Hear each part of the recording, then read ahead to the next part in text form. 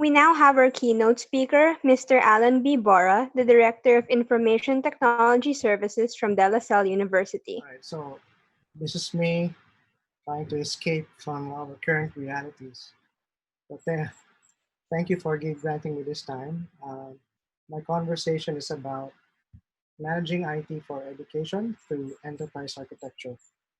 And it may seem theoretical for now, but consider it's about we are, as with any private universities, we are in a space by which we are struggling to survive as a form of institution or even on a personal level. So this will be our. I apologize. I'm so overzealous here. I actually prepared a lot of slides here and a lot of possible things to show you. But I'll try to manage this. I'll try to work within the objectives of this conference. So I'll talk about who are our students now and who they are with respect to teaching and learning. What is enterprise architecture and how does enterprise architecture derive value? And I have a hammer of choice. We call it TOGAF. That's the Open Group Architecture Framework. And turns out there are actually some universities in the world that are using enterprise architecture in the way they manage and to have visibility with respect to managing IT and the complexity of the university. I do have some videos to show you here. Uh, one is about a child. Can you hear the audio? I'm not so sure if you can hear the audio.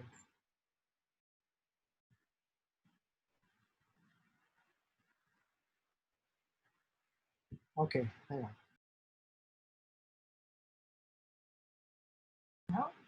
So then I was looking on YouTube to Andrea Bocelli. He has a beautiful voice and I really want to sing like him, and was listening at the words and sing with the computer so that I can do the same with my mouth. I was doing this and this and this and this. And then I was... Oops, sorry. Continue that.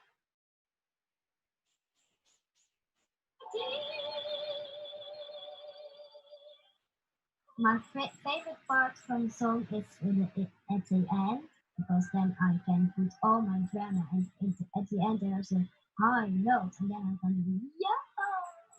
So yes, that's very beautiful, the song. So that's one. She just learned how to do opera singing by just watching YouTube. The same manner here, we have two men performing judo by just learning it through watching again videos online. The thing about learning online is that it takes a lot of dedication, it takes a lot of discipline, and you pretty much have to be your own coach. And you have to find a partner who is just as willing to put in the time and the effort as you are. Jiu-Jitsu has changed me in a lot of ways. I feel way more confident, way more fit. It's something that I've wanted to learn for so long. And what I found personally different about Jiu-Jitsu is it gives an average person, even a smaller person, a chance to defend themselves against somebody large. So I'll stop there.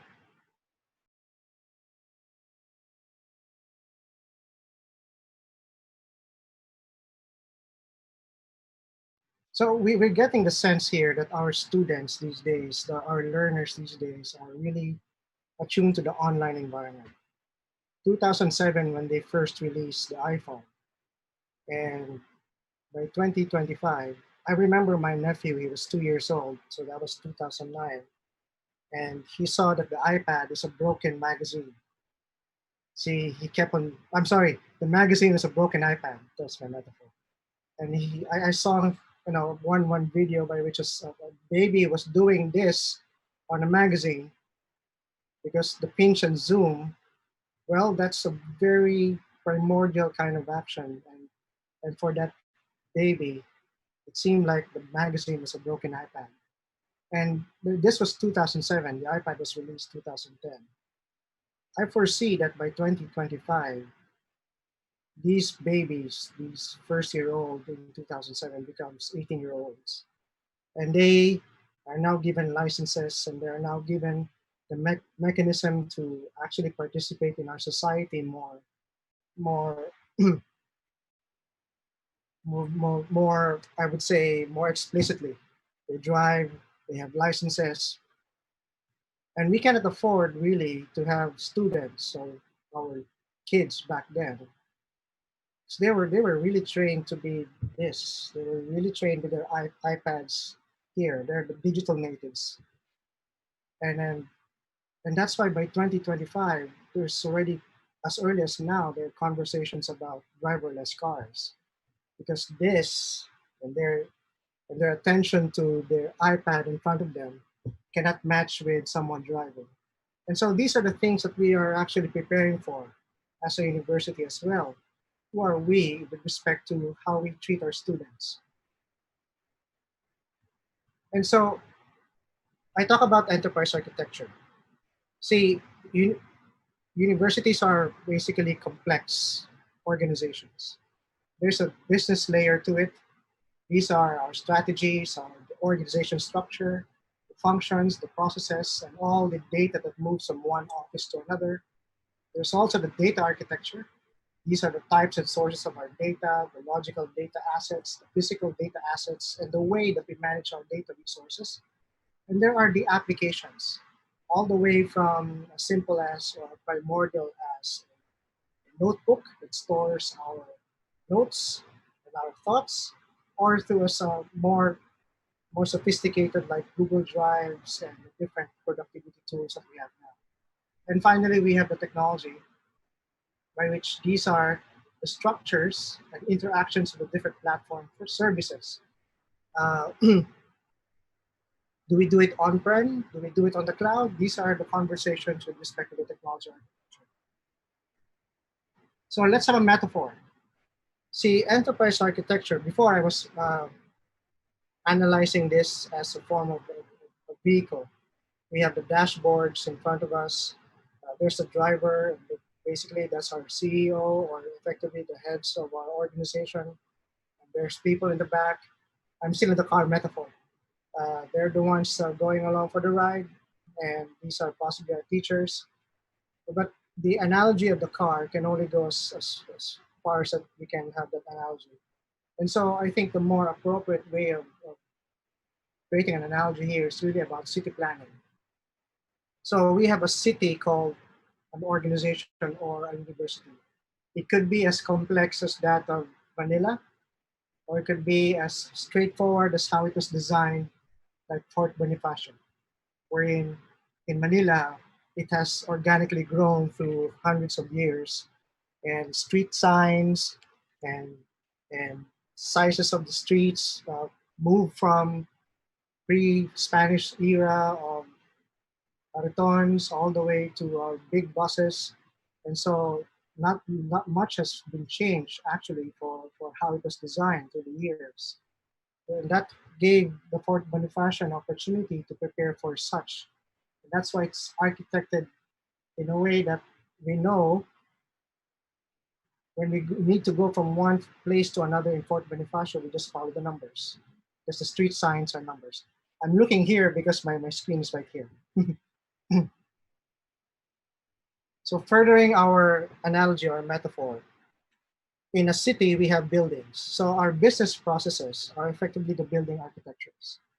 Consider that these are the different big structures in our city called a university, right? If we are to manage our IT using a university analogy. These are effectively could be our finance building. This could be our teaching and learning building.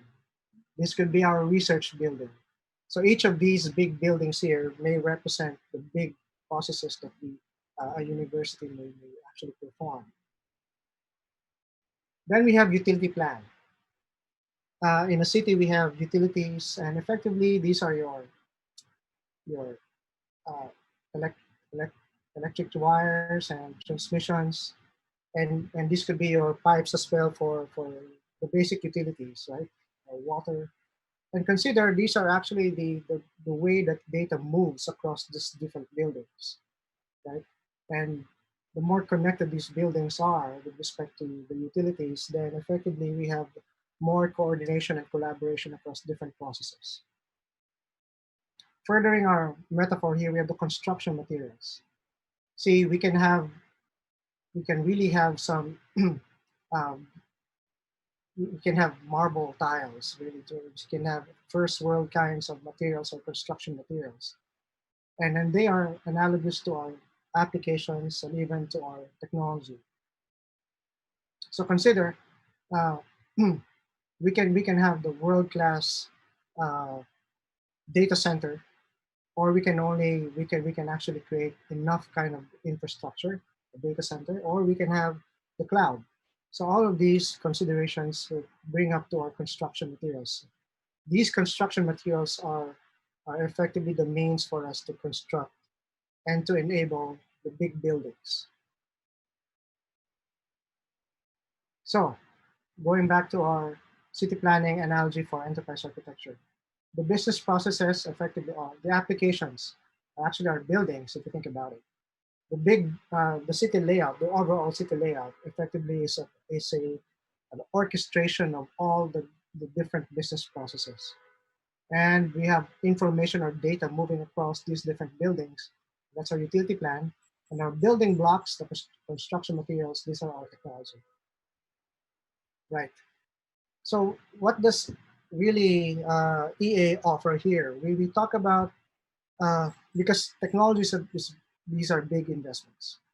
And we have to ensure that there are benefits really whenever we are performing investments. And hopefully we can optimize these benefits. Right? We can optimize our investments such that we provide value to our stakeholders. So I'm talking to uh, IT directors right now who are probably in the same space. Generally, this is how we operate. Well, not this structure here. Normally, we have business planning and we set out our goals and strategies for this year all the way to 5 years. But we almost immediately transform them to number 3, project management. We immediately create projects out of the different strategies and goals of the university or whatever institution you're in. After which, upon delivery of these different projects, then we operationalize them to provide feedback to our planners again to plan for the next year or the next 5 years. So the value proposition of enterprise architecture really is to optimize and to manage the complexity of these different projects. Consider that there may be projects that have a huge intersect among them. And that's what enterprise architecture provides for. It gives us visibility of what are the resources or what are the different kinds of existing applications or data or technology that we may already have in our possession and actually we just need to reuse. And so this now influences our projects and then the scoping of our projects and the timing of our projects. So in a way, enterprise architecture brings value by actually providing and organizing the project management office a means to scope out and to put in timings so that our resources are optimized. All right. So just to give you now a bit of a deep dive with respect to business architectures, and we call it BDAT, Business Data Application and Technology. So the business architecture, what does an architecture really look like? So for some of us, when we think about architecture, we think about blueprints. But in the space of business and blueprints of business, we think of a different way of actually surfacing the business strategy into one possibly diagram that anyone can look into and look at.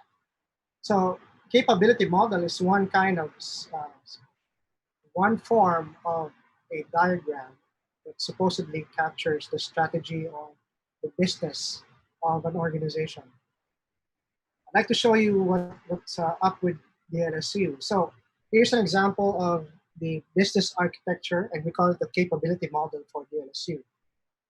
We currently have our enterprise resource planning for the LSU. We do have an ERP existing right now, but we foresee we need to upgrade it. And so we started off with an enterprise architecture work for the LSU. And so notice here, we have in a university, we have teaching and learning as captured by curriculum assessment and instruction development. We have research and we have mission management. We have student support and design, service design. We have operations management, and we have stakeholder relations, engagement, and management. These are effectively our core activities as a university. And of course, we have our support. We have our HR, our IT, our finance, facilities, risk and compliance, external relationships. So if you think about these big buckets of processes, and then what are the interactions between them, consider that this is actually one way for me to have visibility of what really is my intended, the first priority when it comes to supporting the university. Am I to support more on facility, or am I more on supporting teaching and learning and research? So this view here gives me an idea of what really, what priorities are to be set, what energies and what resource optimizations I am also to provide in the space of managing a university. Right. And then we have the business architecture. So what I'm showing you here effectively are the different process portfolio. So these different yellow boxes here are effectively different kinds of process groups. So I've shown you that earlier. Here we have HR, we have IT, and we have financial resource management. This is also my means for creating a new organization for IT. So I'll show you an example of what are the different boxes when it comes to IT. In IT, we have what we call IT customer relations development and management. And these are the different activities that one IT office can perform. I need to understand customer needs. I need to understand the transformational needs of my customers. In the space of IT business strategy, I need to define the business technology and the governance strategies as aligned to the overall strategy of the university. I need to develop and manage IT resilience and risk. I need to manage my information or my enterprise data, and all of that. And this gives me an idea of the different boxes that I need to compartmentalize and focus on being in IT. And so, again, in the space of the value proposition of enterprise architecture, it really is about managing complexity.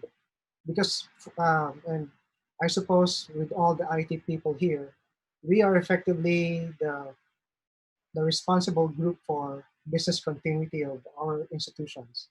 And so for me, I need to, there's lots of conversation about, and it's always about I'm the most important and I'm the most urgent. I need to balance that.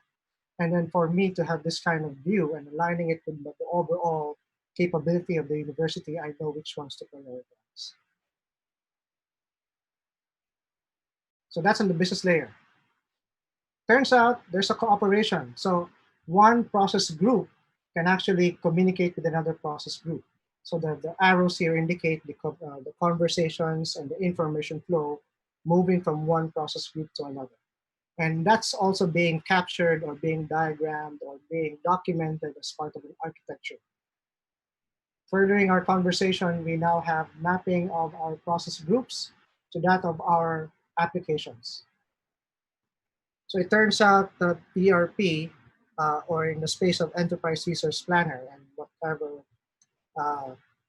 big applications we have, there's an opportunity actually to address multiple offices with just one platform, right? So do I have an example here? No, I don't. So in this conversation, a certain application could be mapped to a different process group, right? So what it means is that in the space of a student life cycle or student records system, it actually can support effectively my curriculum's assessment. It can support the LaSallian mission management because they need to see who the students are and what uh, their current activities in the space of extracurricular activities. It also supports student services design and delivery management, the customer relations and the front-facing activities of our registrar and our enrollment and our uh, services for the students. All of that accesses the application called Student Lifecycle. And so these different activities here are supported by just one platform or one system.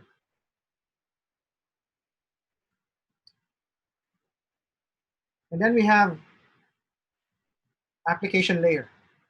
We have the application architecture. So effectively, that's what I meant earlier. We're in applications like a student lifecycle system or a finance system or an HR system can enable and support a particular process. So if you have an HR information system, that effect an HR information system, that's the boxes in blue, and these blue boxes could possibly be the functionalities that these applications offer or provide, and they effectively enable or service a process group. And that's also being documented. And then we have the technology layer. So the applications are basically housed in a particular technology layer. Is it in the cloud? Is it on an on-premise data center? Do we have database servers in our on-premise data center, or are we using the cloud? So all of these technology layers are also documented and are also mapped to our applications. It's in such a way that when I turn off a server, I already know what office in the business process layer is going to shout or going to say ouch. So that's the level of or the degree of documentation I'm talking about. All right. So that's an example of enterprise architecture and the way in terms of managing it. But other views or other ways of architecting whatever institution actually is what we call road mapping. And part of the discipline of enterprise architecture is performing what we call current state and target state.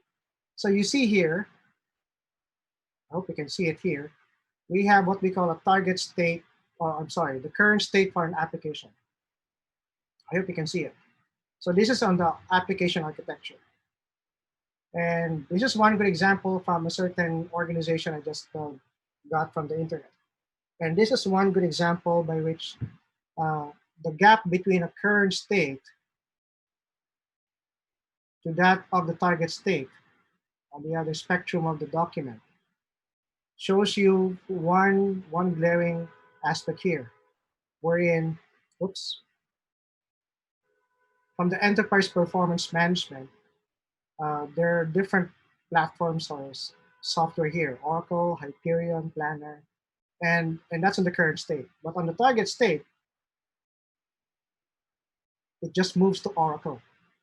So we can already see that there's a movement and rationalization of different applications here.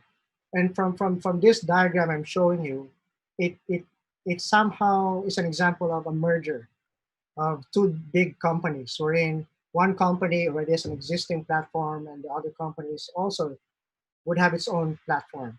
And what it does is now to move or migrate to a single platform, right? And these are coming from two different entities.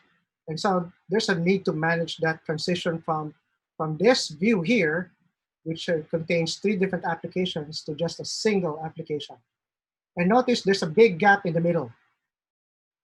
So this big thing here with arrows seemingly look like arrows are effectively our transition from one view, which is the current state, to the target state.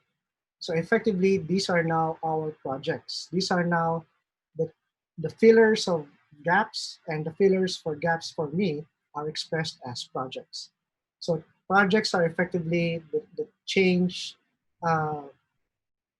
These are the transformational activities of an institution. So you can see here that before I can move from one platforms of 3 to a platform of 1, I need to create an enterprise performance framework. I need to have business intelligence foundation. I need to have enterprise planning budget and budgeting, enterprise content management, and enterprise portal. So effectively, it's about telling the whole group, the whole stakeholders that are involved in this space here or in this domain. We need to have a framework, we need to have content management and all of that. And notice we have some other diagrams here that tells us actually it matches that of the overall strategy of the organization. So we also map it to the overall strategy of the organization, wherein probably a year or 3 years back, the organization says we need to have a respect and excellence and ownership as part of our overall strategy. And to express that, we have to drive accountability and all of that. And notice that having these kinds of activities allows me to map my specific project to a particular kind of strategy. And this is one big view of all of that, right? And then in the space of managing complexity, that's what enterprise architecture is providing for us. And to and we're using the same thing for DLSU. So I'll give an example. Let's say in the space of our student lifecycle management, we have the different process groups here, and what we did was also to give uh, a form of maturity scoring for our different spaces or the different process activities, so that we can target and we can also prepare activities to support them to move from one level of maturity to another. So the red one here indicates that we are very poor. And the orange one is effectively a better scale in terms of maturity levels. And the intention is to move to an orange or a blue or ultimately a green.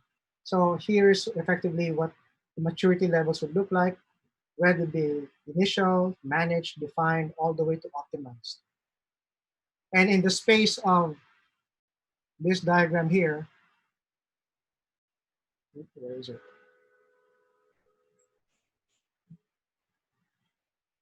Okay, so in the space or in this diagram here, I know that what's critical to DLSU is the three main things. We have the teaching and learning, the research, and the LaSalle mission. And so we need to be green in these different boxes. If we are just currently red or orange, then we have to have mechanisms and activities and projects to ensure we move from one maturity level to another. And we have the support group to enable that. And so that's an example of an enterprise architecture's headspace. Oh, the time right now is 12:42. I overshot. I think I'll stop here. And I think the overall goal of my talk is really about how do we manage complexities, right? One way is to really surface them. One way to surface them is actually to document them.